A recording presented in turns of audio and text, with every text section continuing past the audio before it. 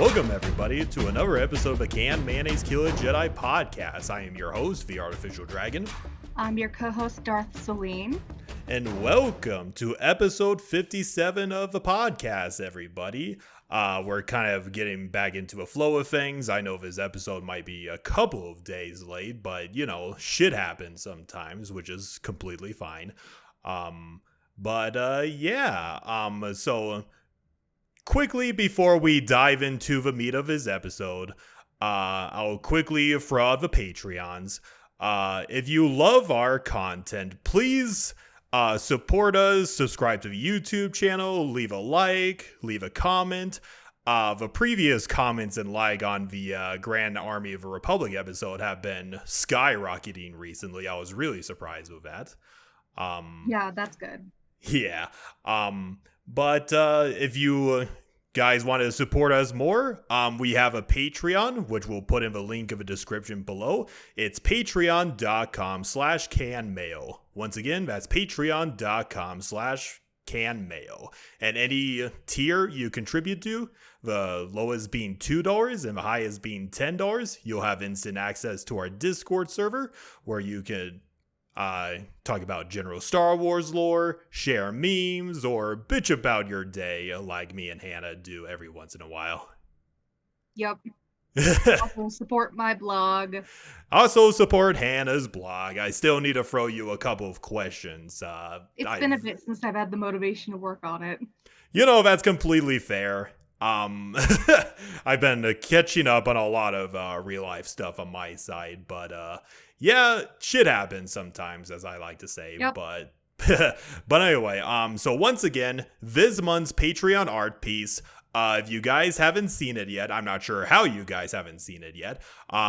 This month is Mara Jade, our Valentine's Day art piece, and she is looking suave for her husband.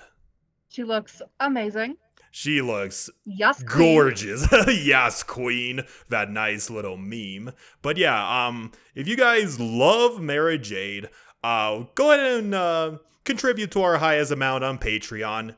Download her, put her as your background for your phone, or print her out, put up a nice little pin up on your wall, or whatever. She's good. Really, really love Jade, and I've grown to appreciate her character ever since doing the research on her. Yeah, agreed. She is a really good character. Yeah, she's a really good character, and I'm looking forward to exploring more female characters in the Legends section of Star Wars canon. Same. Yeah. But anyway, I'll give a brief shout out to all of our lovely smugglers. As usual, we have White Wolves, Cameron Lee, Dr. Emboss, Gomez, Tristan H, but last but not least, Irk the Turtle. Thank you all for supporting the content that we have been making for the past 2 years and hope to make more in the foreseeable future, or until we've scraped every bit of lore of Star Wars, however long that'll take. Yep. But yes, with that aside, Hannah, am I forgetting anything? No, I don't think so. I'll probably update myself if I do forget something. But anyway, do you want to know what today's episode is going to be about, Hannah? We talked about. We will be talking about a fairly interesting topic. Specifically, we will be talking about the civilization/races of the Pre-Republic era. So, in summary, like Ricotta and everything. Well, I mean, like the Ricotta, they're part of the Pre-Republic era, the Infinite Empire specifically. But let's be honest, there's so many other civilizations that I will be talking about. And the Ricotta, there's so much lore about them. Like, they're not exactly present in SWTOR, but you could feel their presence. You encounter them a lot. Well, I mean, not like probably a couple of flesh and blood Ricotta, but their technology. You can up against Ricotta machines as well. That is very true. I think Rakata points in every single glass story. Yeah. Virakata, they have so much lore. I think I'm going to need to do a dedicated episode for them because, oh my god, there's a lot of lore on Virakata. It's not even funny. Yep. And that also goes for other pre-Republic civilizations like the Celestials, who may or may not be the ones from the Clone Wars series. Yep. And the Killiks, which are another, ironically, bug race that you actually like, Hannah. Mm-hmm. And is there anything else I'm forgetting? Oh yeah. As I was doing research, the Tyon cluster, which is, you probably heard of the word Tyon thrown a lot in SWTOR, but it has a deep pre-Republic history. Like, it has numerous empires. There's a certain asshole called Zim the Despot, who's basically the Star Wars version of Alexander the Great, but he'll require his own episode for that. Okay. But yeah, we will be talking about the civilizations of the pre-Republic era. Some of them are civilizations that obviously may or may not no longer exist in the modern era of Star Wars. Some of them do exist, but some of them are just like, are basically bygone empires before the Infinite Empire and the other main factions of Star Wars, so on and so forth. Mm-hmm. But before we dive into the deep end of Star Wars lore, let me actually give you a nice little quote from the Holocron of Ardbanar. Sorry. Out of a great void came the universe, its galaxies, star systems, and suns. Everything that exists and will ever exist was spawned from the primordial plasma of time's beginning. Is that the end of the quote? Yeah. And then there's another quote that basically says, "Now, a long time ago, before there was a galactic republic." Okay. So yeah, you know how like in each movie of Star Wars it begins with a long time ago in a galaxy far, far away, that sort of thing? Yes. This is basically that, but with ancient past of a Star Wars galaxy. Good lord. Who would have thought that there is so much material to Star Wars? Ironically enough, that far back. Yeah. Ironically enough, the beginning of the universe in the Star Wars galaxy anyway was pretty much the same as our own real world. Like, there was the Big Bang that created all the stars, so on and so forth. Mm-hmm. We talked about that briefly in the Jeopardy live stream. Oh yeah, we did. Oh, that was such a good live stream. I'll give you credit for that idea, Hannah. Thank you again. Go watch it. Yeah, it's so good. I'm looking forward to playing it again. But semantics. Where was I? Okay. In the lore of Star Wars, there's always like this quote that's thrown around where modern archaeologists and all of those kinds of people are like, the history of a galaxy before the Republic is so infamously hard to record that we know very little about it. But of course, that's from the perspective of the people in the universe. We as fans know a little bit of what happened pre-Republic era, sort of. Yes.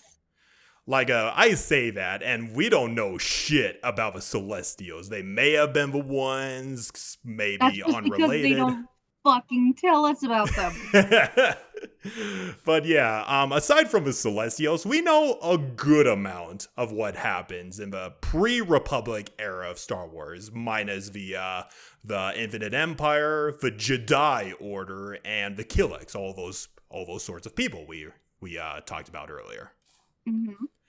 But Well, I'll mostly be talking about a bunch of races that have. Okay, if you will recall in our holiday episode, the Wookiees have been around for, I believe, 25 million years. Yeah, I remember. Yeah, we'll be covering a history that predates the Wookiees, I believe. Damn. Yeah, so we'll be covering a bunch of races slash civilizations that are old, like really old. Okay. And let me go ahead and throw out a little curveball for you, Hannah. Um, so the first race we will be talking about, let me see if I can find them. Here we go. So there's this race.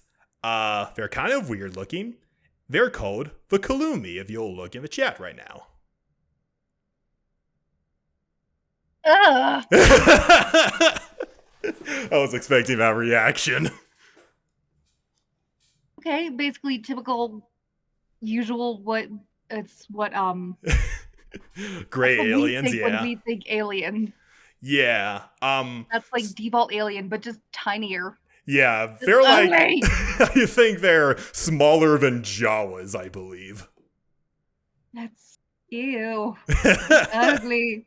But yeah, the Columi are actually credited as one of the oldest races in the galaxy, as they have developed space travel and explored much of the universe millennia before any other race like the Duros and the Deveronians ever made their own hyperspace technology.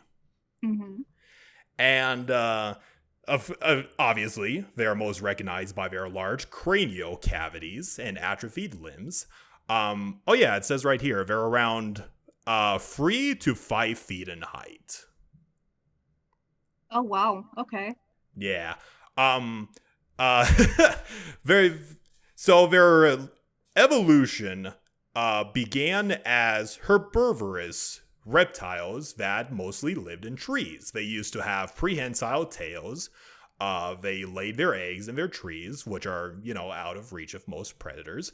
But as evolution goes on, they basically jumped to such an extreme that they just outcompeted all other life forms on their native homeworld of Columbus. And they basically grew big brain in a majority of their evolution. Like, most of their vital organs would be drawn up to their cranial cavity, and they outright lost their ability to smell. Oh. And they have the most vague sense of touch. Definitely very alien. Yeah, I know. Pardon the pun. They are very alien. The only legit connection they have to the world around them is through their eyes, which allow them to see and hear everything, such as wavelengths. Wow. So they could literally see sound. Pretty cool. Yeah, it is pretty cool. Despite their ugly appearance, they are pretty cool. And their most defining feature is obviously their massive head, which takes up a third of their entire height and contains 4 cerebrums. For reference, I believe the average human has 2 cerebrums. No, actually, it's the largest part of our brain, so we only have 1, technically. Mm-hmm. But these motherfuckers have, what was it? These motherfuckers have 4. Yes, very big brain. Very big brain, literally. That, have you seen that meme of a guy who has such a big brain that he sits in it like it's a chair? I have, but I was thinking, Markiplier is big brain time. That's also a good meme, too. Good on you, Hannah. Mm-hmm. But let me see. They also have over 100 lobes. Like, for humans, we have a frontal lobe, the parental lobe, the occipital lobe, and the temporal lobe, which is 4. And these motherfuckers have over 100 lobes. Wow. Yeah, and each of them is dedicated to an independent function. Like maybe one area is for memory, another is for vision, so on and so forth. Okay. Yeah, so these motherfuckers are big brain times 100. Mm-hmm. Like they're basically the guy from D&D that puts all of their stats into intelligence and then uses a dumb stat for everything else. That is pretty funny. It is pretty funny. Like they evolved to a point where they can't even use their arms or legs properly. I mean, look at that fucker. He could probably fall over if he attempted to walk by himself. That's very sad. How the hell did they get around? Well, they developed specialized technology, which is controlled through their mental thought. Hmm. And, well, they depend on droids to do most of the manual labor and all that shit. Okay. And here's a funny thing. They're so smart. They actually look down upon other races that use their strength to accomplish their goals instead of their mere intellect. Hmm. Yeah. So let me actually get to their nice juicy history, both literally and figuratively. They eventually developed a technologically advanced civilization at around 100,000 years before the Battle of Yavin. And this is like 64,000 years before the Infinite Empire came into being, by the way. Okay. And they would develop their own interstellar travel, and they would soon send out scouts to, survey the galaxy to see if there were other planets they could colonize and, see what else the galaxy had to offer. So the Columi, they basically explored the entirety of a Star Wars galaxy before legitimately anyone else. I don't think even the Celestials were around. Okay. And, all right. How long has it been since you watched Guardians of the Galaxy Volume 2, Hannah?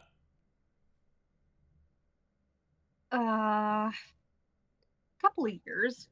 Okay. So you remember the villain of the movie, Ego, the Living Ego. Planet? Yeah. The Living Planet, yeah. And do you remember what his ultimate end goal in that movie was? No. Okay, so basically, when he explored the galaxy, he became disappointed with every sentient being that he came across, and he wanted to transform the entire galaxy in his image. Okay. That's, okay, mine is transforming the entire galaxy. That's basically what the Columi came to the conclusion with. They found so many other sentient races, and they were disappointed in them. Sounds like the Chiss. A little bit, but at least the Chiss have the decency to not be all like, oh, I'm disappointed in you. Instead, they're like, I could direct you to a better path. The Columi are outright all like, these guys, they're no better than barbarians. Oof. Yeah, and there were so many, so the Columi's homeworld had a lighter gravity, which is why they were able to grow such a big head in the first place. And every other planet in the galaxy had higher gravity, so a lot of these worlds that they came across were just uncomfortable to them. Mm-hmm. And on top of that, they couldn't find any other race that even rivaled their mere intelligence and were cavemen by comparison. They were like, you know what? Fuck this. The galaxy doesn't deserve our intellect. We're going to go back to our homeworld and just stay there. Fair enough. Yeah. There was also... Fuck this. Yeah, fuck this shit, I'm out. And there was also... I mean, this is all from word of mouth of a Columi, and even though they are smart as fuck, it's probably a fair bet not to believe everything they say. Mm-hmm. And there were additional evidence by, I believe, philosophers that they eventually did encounter the Celestials. And the Columi were all like, oh, fuck, these guys are uber powerful. We better not colonize any other worlds and incur their wrath. Mhm. But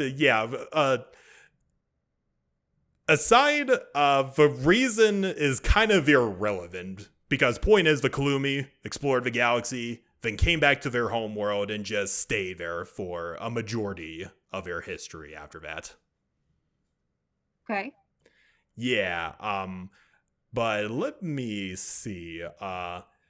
And yeah, that's basically all that the Columi are noteworthy for. They're one of the oldest races in the galaxy, and they were kind of an enigmatic race where they keep to themselves. They do have a democratic government and all of that. They do attempt to do open trade, but their form of technology is so over specialized that a lot of races don't want to trade with them anyway. Okay. Because do keep in mind, a lot of their technology is controlled by their own mental faculties. So imagine trying to use that form of technology and you don't have a mental capacity to even start it up. Yeah, it's like looking at something and Hello? No, fuck. what? Oh, you, sorry, what did you say there? You cut out there briefly. It's just, just looking at something and not knowing how to work it, even though whatever is giving it to you is just like, oh, it's that easy. Like, no, it's not. It's like the more fucking equivalent of giving a smartphone to a caveman. Exactly. Unga bunga, how the fuck did this shit work? Yeet! But, let me see. But even though a majority of races in the galaxy don't understand how they work exactly, they acknowledge the Columi to be one of the most intelligent races in the entirety of the galaxy. Like, here's a couple of quotes from a couple of characters talking about their intelligence. But these are Columi. If we try to outthink them, we'll lose. Okay, so they're very, very smart. They are very smart. That's from Luke Skywalker, by the way. Okay. And another quote, the trouble with Columi is that they're always 3 steps ahead. That one is from Han Solo. Okay. So yeah, they are insanely intelligent. But let me see. Like, there are only a handful of Columni characters because they rarely wander from their home world, because why the fuck would I tread into water where I'm surrounded by primitives, basically? But there are a couple of crime lords, Columi crime lords, who have created their own crime syndicates. They managed to make a name for themselves. And there was actually, in lore, there's a team of Columi engineers that, let me see if I could pronounce this droid company. They were hired by Senaweb Amalgamated Pharmaceuticals Company to create the GH7 Medical Analysis Unit, which, if I'll share in the chat real quickly, is the medical droid that examines Padme Amidala from Episode 3.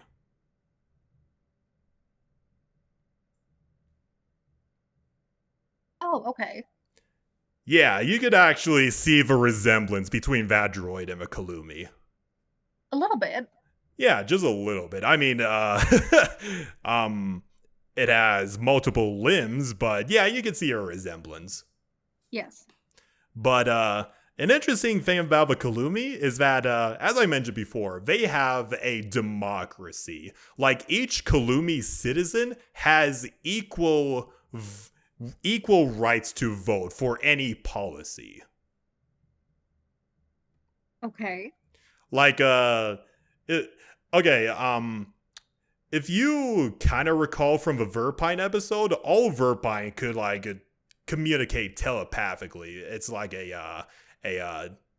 it's like a democracy where all of them have equal rights. That's the same thing with a Columi, but instead of instantaneous communication, all of them are so super duper smart that policies can last for let me see if I can find it here. Basically debates and decision making would drag on for years. Just like the Senate can't get anything done. Yeah, I guess that's one thing the Republic and the Columi have in common. They never get shit done. Nope. Though, funny enough, when the Empire came across Columis, it was noted that the Columi met them with an uncharacteristic swiftness and joined the Imperial cause right then and there. Okay. They were all like, "Oh shit, we don't want to get blown up. Yes, we'll join you guys. Just please don't kill us." Just about as cowardly as the Nemoidians. Yeah, you could argue that the Nemoidians aren't as smart, but yeah, they're literally spineless. Oh, the Nemoidians are spineless too. Yeah, and it's also noted that the Columi, even though they offer their service to the Empire, some of them would actually offer their services to the Rebel Alliance as well. Nice.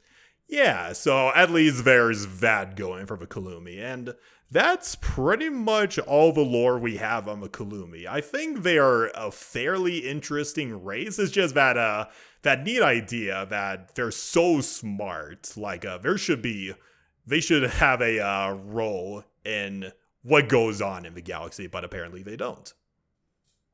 Mm-hmm. But okay, so moving on. We will be talking about another race that you might be a little bit familiar with. We will be talking about the Gree. I'm a little familiar with them, and they're also they're an ugly species, especially the models in Swator. Let me actually see if I could throw a old depiction of a Gree for you real quickly. Here we go. This is what they originally looked like. They still look creepy. Yeah, the Gree are, alongside the Columi, they are credited as one of the oldest and most advanced civilizations in the galaxy. I don't think I knew that. Yeah, like if you remember in Swator, they are responsible for creating a majority of a Coruscant underworld and its world engine, I believe. Oh, okay. Yeah, that's like if you recall, that's why they have so many droid representatives sent to Coruscant, is because they want to repair its systems and everything. I think that's like part of the Coruscant world or planet story, but I cannot fucking remember. Yeah, I know. Shows how interesting that was. Fair enough, Hannah. Fair enough. But yeah, the Gree, there is so much shit that the Gree have done. I almost wanted to make an episode purely about them, but it's all just a lot of technobabble, vague bullshit. But I think it's just fair to put them as an entry for this episode anyway. Okay. So yeah, the Gree, even though the picture doesn't depict them as such, they are actually smaller than the Columis. They like stand at around 2 to 3 feet tall. Bullshit. They're as tall as your character in Swator. Even taller. Oh, that's so funny. But yeah, they basically operate in a Type 2 atmosphere, which by Star Wars standards is basically an atmosphere that's unbreathable to humans, which is sorry, go on. I was telling my mother good night. Okay. Tell her I said good night too. Mm-hmm. All right. But yeah, normally when they are on atmospheres that are breathable to humans, they wear a spongy rebreather around their face, which, lets them operate in such environments. Yes, just like how Plo Koon does it. Yeah, just like Plo Koon. Thank you for that. In their society, the Gree are directed by a caste system, which is separated in 4 distinct groups. The first one is the crafter, the second is the researchers, the third is the operators, and the fourth are the administrators. Okay. And each individual, like if you see them agree in the pictures, they have like tattoos on their heads. That's basically a designation for their caste and rank within said caste. Okay. Did not know that. Yeah, you learn something new every day. Mhm. As such, the modern Gree are more concerned. Oh, actually, slowly over time, the caste system would actually be dominated mainly by the operators, the researchers, and the crafters, as the administrator disappeared over time. Actually, sorry, let me rephrase that again. It would be dominated by the operators. The rest of the caste would just slowly disappear over time. Oh. Yeah. As such, the modern Gree are more concerned with the technology they still have and maintaining their cultural purity. So they're not exactly going out and making new technology, or at least technology they once had in the past. The Gree lacked any true warrior caste system, preferring to use droids as their main military force. I did not know that. Yeah, another reason why they send droid representatives instead of attending personally on Coruscant. You still see Gree on Coruscant. I guess I missed them. But beside the point. Another interesting thing about the Gree is their language, which I think They have the most weirdest way of speaking. Yeah, they do. It's basically described as them speaking in metaphors based on geometry and colors. Yes. Yeah, go on. Like, purple parallel and, other shit like that. Yeah. I believe black bisector means helper with difficulties, or in layman's terms, hero. Huh. And another example I wrote down was green obtuse, which possibly means not working, layman's terms, broken. Okay. But let me see. During the past of what the Gree themselves would call the most ancient and forgotten days, they would advance as a species and develop a form of hyperdrive that allowed them to explore the galaxy, and they would encounter many races. Most of these races, in the same fashion as the Columi would, most of these races were barely in their own industrial age, and the Gree would, trade with them, and sometimes even rule over these younger races. Okay. However, the Gree themselves made a policy where they would never give technology to a developing civilization, unless they were theoretically able to create similar technology. So, they do not trust these younger races with their advanced technologies, which is understandable if you think about it. That's like trusting a toddler with an iPhone. The metaphor They're from going earlier. To break it. Very fair, very fair. The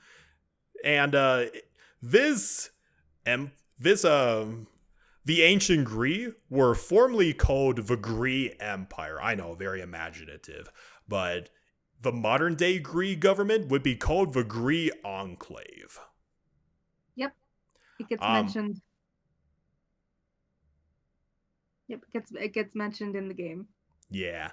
And they would create many technological marvels during their early days in the galaxy. And they would actually come across these certain people called the Celestials one day. Okay. And the Gree submitted themselves as client races of the Celestials alongside other ancient races like the Killiks. Mm-hmm. And not too long after, the Gree would find dangerous competition through a new jumpstart civilization these certain people called the Rakata. Oh, okay. So this is where the ricotta come in. Yeah, the Rakata were pretty much the new king of the block, and the Gree, they didn't conquer a good majority of the galaxy, but the Rakata with their infinite empire came in, motherfucking Kool-Aid man through the wall, and forced the Gree back to their own borders. Wow. Yeah, the infinite empire, it, it was just an absolute massacre when the infinite empire made its foothold in the galaxy. Mm-hmm. And the Gree, pretty much like the Columas before them, would remain isolationist to their own homeworld of Gree, keeping to themselves like, okay, we tried to conquer the galaxy, but these fuckers kicked us off of our lawn, so now we're just staying in our homes. Just don't bother us if we won't bother you, sort of people. Okay. And for the remainder of their history, the Gree would become an isolationist race. They're basically prominent. They're kind of that background race that a majority of people know about. Like, oh, have you heard about the Gree? They make some pretty killer technology.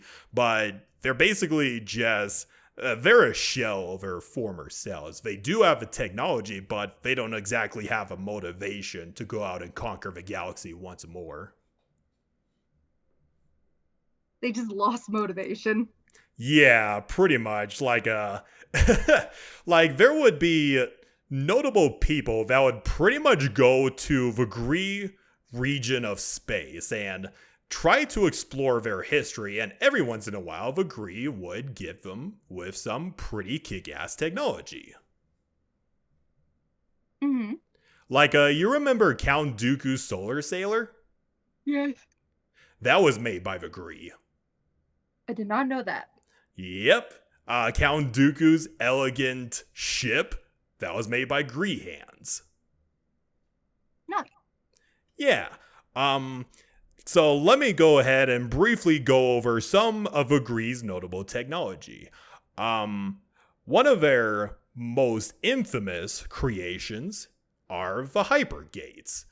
Basically think of Star. Have you seen the series Stargate? No. So imagine it as a portal that brings you to another place in the galaxy. I just put it in the chat, by the way.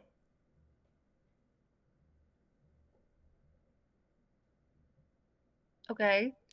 The nice thing about the hypergates is that they are basically a network of devices that creates hyperspace wormholes that essentially circumvent mass shadows, which, if you recall, is basically the shadow of planets and all of that, and why people can't go into hyperspace indefinitely. Okay. And these hypergates, they're basically better than normal hyperspace travel, but in the modern day, hypergates are pretty much gone. They're basically myth to the Gree now. Okay. And the Gree are capable of terraforming entire worlds to suit their standards, very hyper advanced.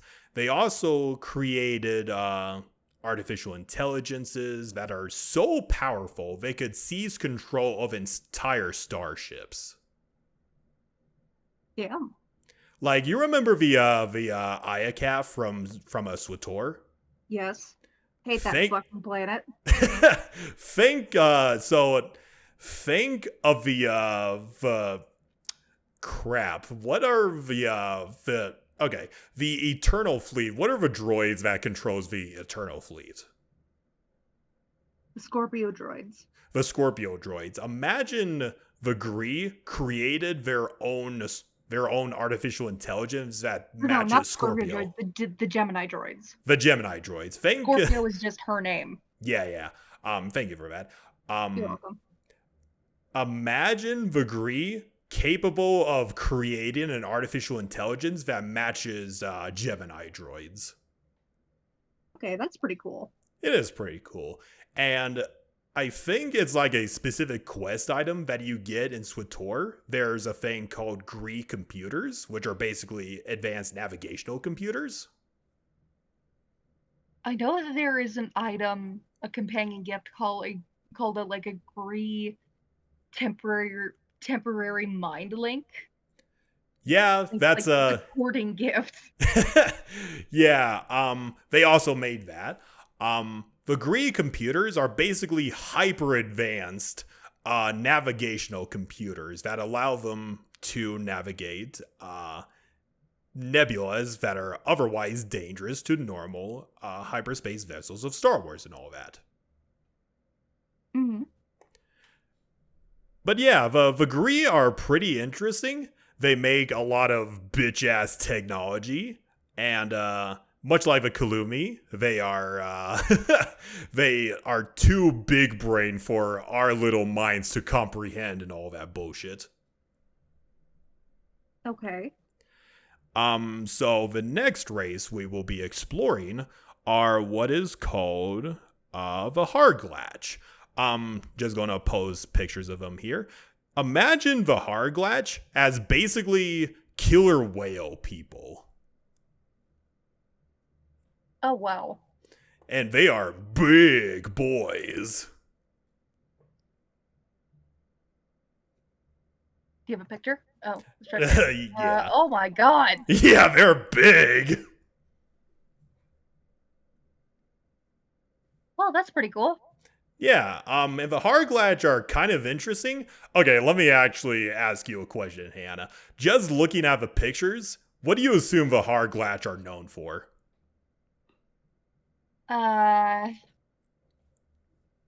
They look big and strong, so I guess like mercenary work or something. I don't know. That's that's completely fair, Hannah. The Hardglatch are actually known as very pacifist people. Oh, I remember now from that trade agreement that we tried to do. Yeah, I was hoping you would remember the Hardglatch trade empire.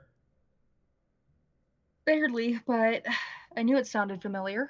Yeah. I'll briefly bring you up to speed. The Hardglatch are a peace-loving race who are also infamous for their gambling addictions. Yes. Didn't we have an NPC who was a gambler, or was that a?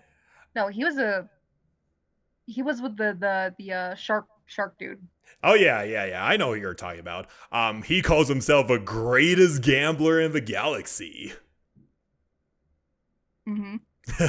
I know exactly who you're talking about. I can't remember them out of the top of my head. But yeah, he's a shark person. Not a Hardglatch, but yes, a shark person. But yeah, the Hardglatch, they developed their advanced hyperdrive technology at around the same times as the Corellians did. And they actually made their own little trade empire, which is very similar, I believe, to the, what was it? The, crap. Okay, it'll probably come to mind later, but one of those ancient merchant empires from the days of a Roman Empire and all that. Okay. They, gladiator. like the Hardglatch, let's see. They, according to some Imperial scholars during the days of the Empire, the Hardglatch were able to create advanced technology, which is light years ahead light years ahead of anything the Empire was able to create back in the day. Mhm. And they actually had gravity-defying technology, which they no longer have access to nowadays. Okay. But yeah, the Hardglatch are known as natural explorers, traders, and they are commonly seen in their angular ships, which makes me imagine that a lot of their trade ships look like anglerfish. Definitely an interesting ship design. It is. I wish there were pictures of this because it sounds so fascinating to me. The Hardglatch, even they are a calm and inquisitive people, and they were actually a welcome addition to the galactic community when the Galactic Republic was founded. And the Hardglatch would actually be one of the races to establish the Rima trade route, which is one of the major hyperspace routes of the Star Wars galaxy, Route 66 of space and all that. Mm-hmm. Don't we talk about that in the hyperspace episode? We briefly did. I'll still need to make an episode about hyperspace lanes and all that whenever that episode comes out. But yeah, the Hardglatch are kind of interesting. Like, they are big, but they're pretty much gentle giants. Whenever they're away from their homeworld, they feel self-conscious about their height because a lot of accommodations are basically designed for, well, human-sized sentience. Mm-hmm. So they always have to worry about not damaging property or, causing problems for everybody because they're like 7 feet tall on average. But, yeah, the Hardglatch are pretty interesting. Thought I'd throw them out there. They are the best boys. By the way, their language, Hardglatchese, they have to use their blowhole to use their language effectively. That's annoying. A little bit annoying, but they can speak basic pretty easily, so no harm, no foul. Yep, anyway, what's next? So next, Hannah, I think you might find particularly fascinating.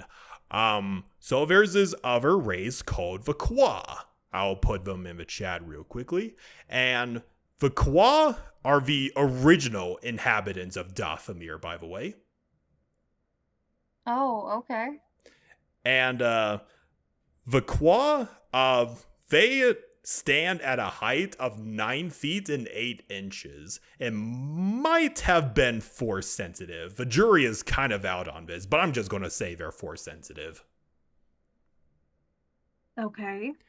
And Vaqua, they're pretty much the benevolent empire race. Like, their entire history is reaching out to other primitive races in the galaxy and basically uplift them with their knowledge in the Force, which they called the power of the cosmos. Okay. And they would go around spreading their knowledge of the Force to all of these minor races. Just being benevolent keepers of the galaxy. Like, they believed in peace and prosperity. They're basically pre-Jedi. As if okay. But another noteworthy thing about Vaqua is that they created this technology called the Infinity Gates, which is basically like the Gree hyper gates, but way better.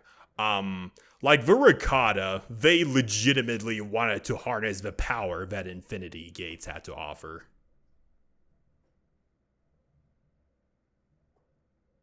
It's like a big old soccer ball. It's not exactly a great image that I put there, but basically it's a gigantic portal that allows you to go to anywhere in the galaxy. Okay. That's pretty cool. It is pretty cool. And even though these guys are benevolent, their own benevolence would proved to be their downfall, because one of the races they helped uplift would be the primitive forms of Vaqua. Okay. And Vaqua, they didn't find out until they uplifted them. Vaqua had these cannibalistic tendencies, and the Vaqua were all like, "Oh no, these guys are dark side nature." And then the Vaqua were like, "Hey, could we have a share of that Infinity Gate technology?" And the Vaqua were all like, "No, you can't have that. You'll probably conquer the entire galaxy." And Vaqua were like, "Yeah, so?" They were unashamed about it. And yeah, it was thanks to Vaqua that we have the Infinite Empire. Mm-hmm. Unintentionally, granted, but still. And Vaqua, so an additional thing about the Infinity Gate, aside from it opening a portal anywhere else in the galaxy, it would project this weapon called the Infinity Wave, which basically creates a singularity that draws in a world that it targeted along with its nearby satellites and basically yeet them into infinity itself. Okay. So yeah, goddamn, just a lot of quantum mechanics bullshit over here, basically. Yeah, and I know nothing about that, so... Oh boy, but basically Vaqua would disable the Infinity Gates so that the Vaqua won't possess its technology, and the Vaqua pretty much pushed Vaqua back to their original world of Dathomir and drove them to near extinction.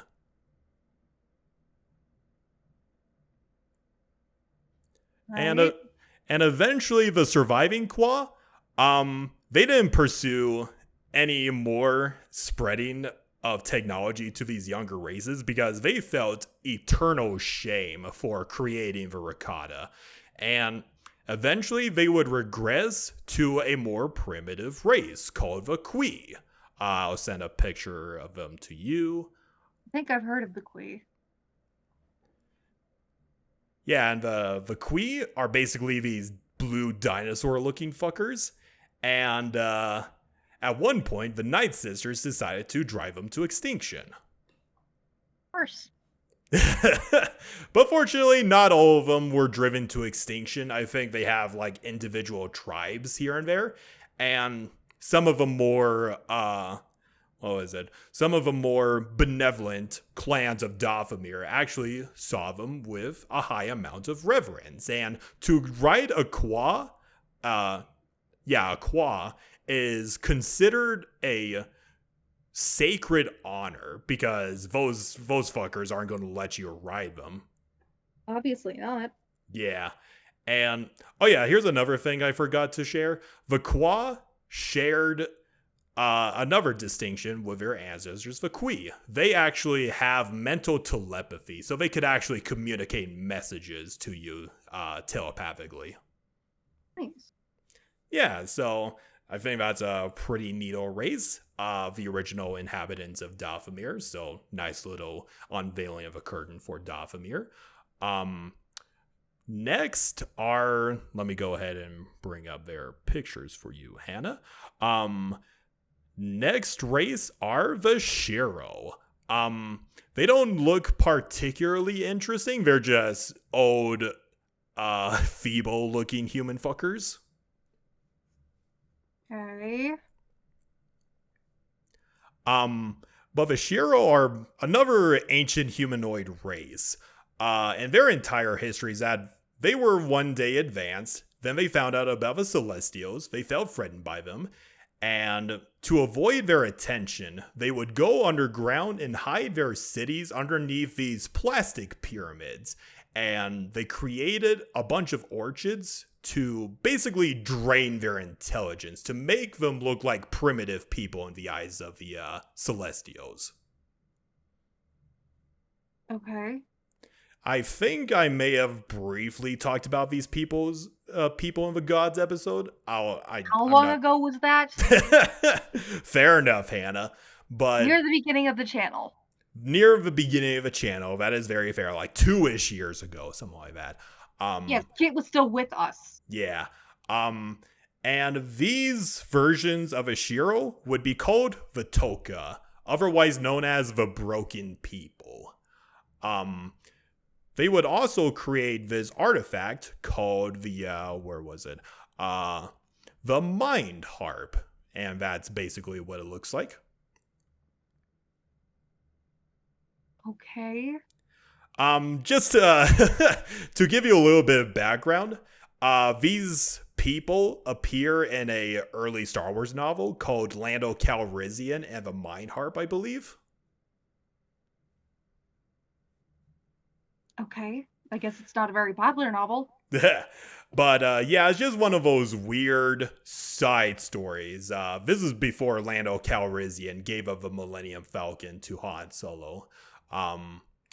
But basically, the Mind Harp is this device that, if activated by another civilization, would basically awaken the intelligence of a Shiro.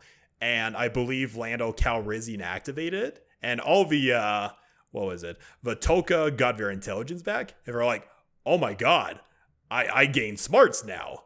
I'm no longer a caveman. I have smarts. I have big brain now."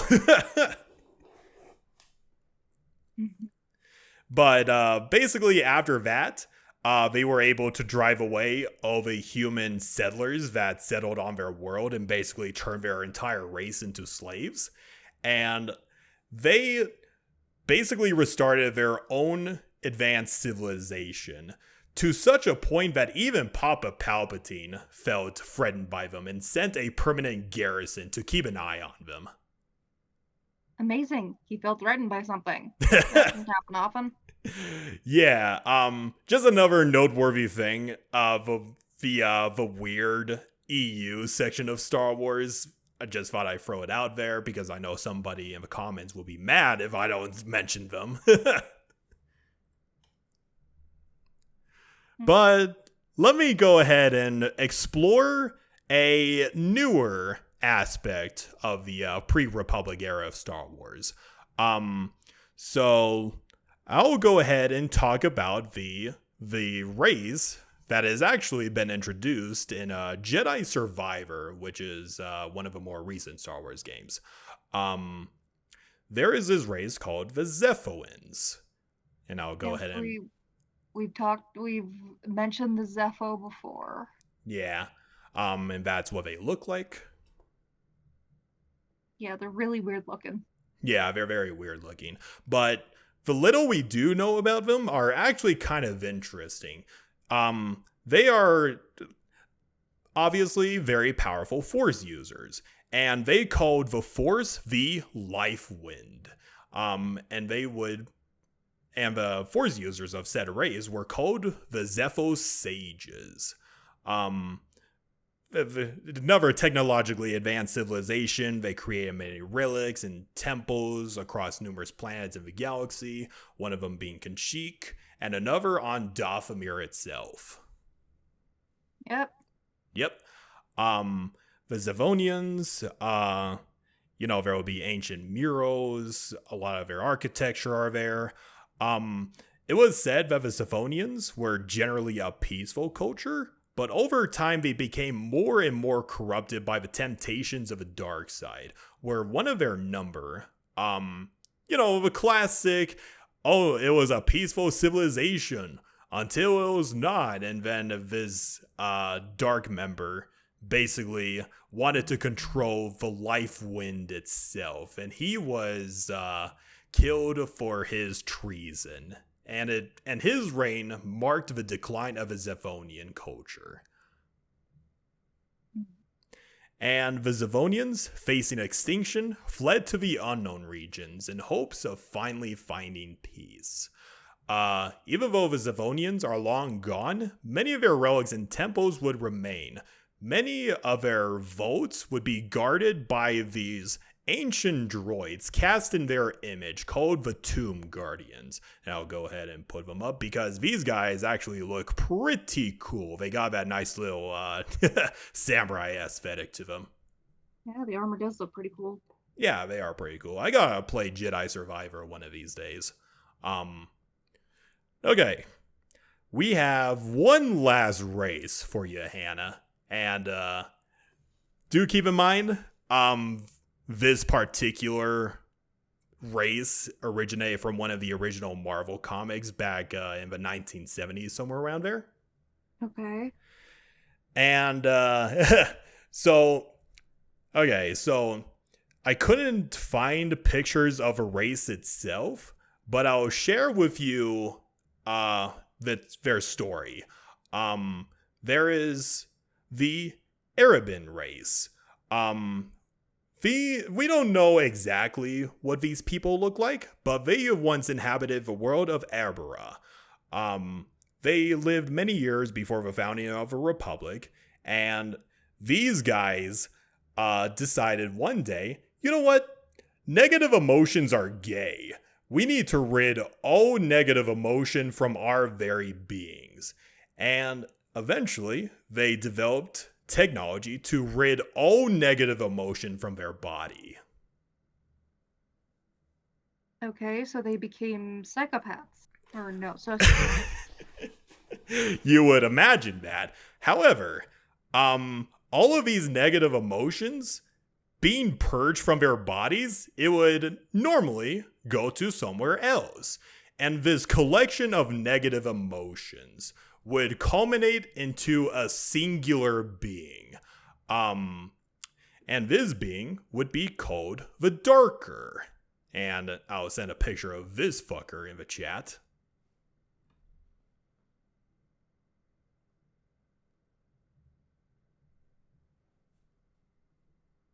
yeah, wrong one. Okay. So the Darker is basically the living embodiment or the literal embodiment of the Arban race's negative emotions. And they would yeet this fucker into an energy field that contained the negative energies. And over time, the Arborians would... So there is it's implied that they could easily kill the Darker, but the only reason they didn't want to was on the grounds that the Darker was basically a part of them.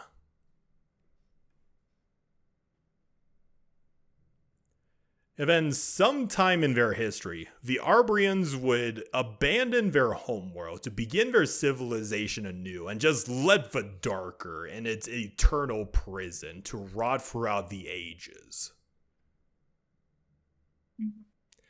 And it was eventually discovered during the Imperial era where the Rebel Alliance, wanting to establish a base on this backwater planet, it would be stumbled upon by several Rebel Alliance personnel where they would free him, and this Darker being would control negative emotions. Like, I think he restrained Chewbacca by increasing the rage within him, and Chewbacca had to resist him. Oh, excuse me. But eventually the Darker would be killed by the help of Chewbacca, along with C-3PO, R2-D2, and these native creatures called the Hojibens. I'll send you pictures of him in a little bit, but basically Chewbacca just yeeted this fucker into a force screen, ultimately killing it. That's funny. Chewbacca says, yeet. Yeet!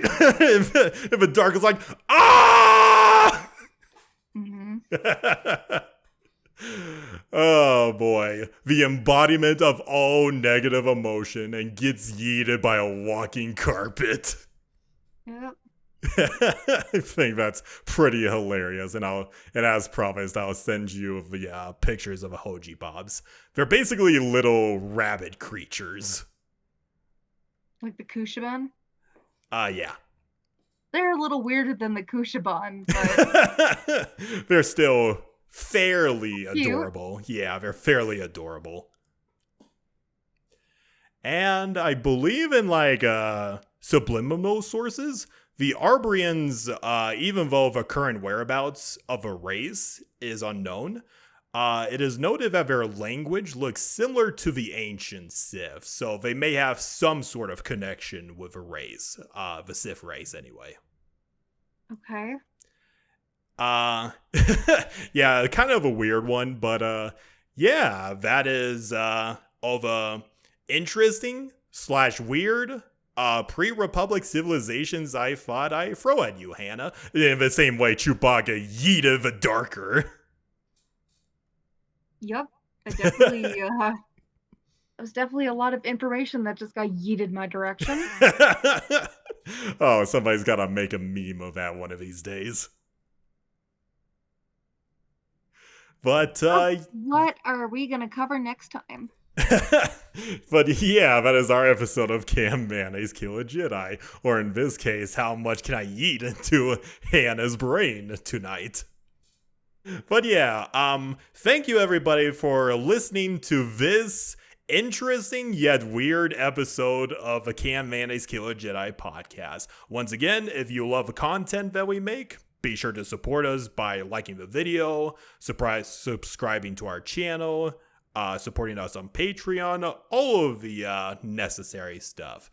And I suppose we'll see you in the next episode. Have any closing statements, Hannah? This is the way. This is the way, and may the Force be with you. Bye-bye! Bye!